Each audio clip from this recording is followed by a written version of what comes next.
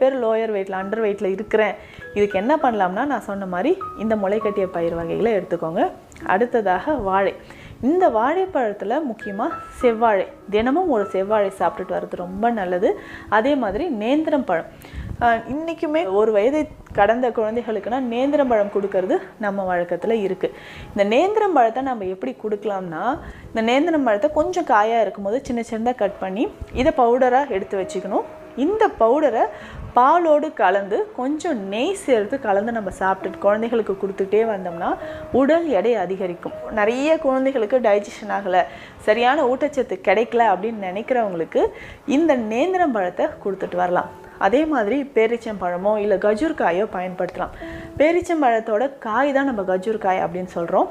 இதை நல்லா பாலில் வேக வைத்து இதை நம்ம உணவிலோ இல்லை நம்ம பாலில் வேக வைத்து அடிக்கடி நம்ம சாப்பிட்டுக்கிட்டே வந்தோம்னா உடல் எடை அதிகரிக்கும்.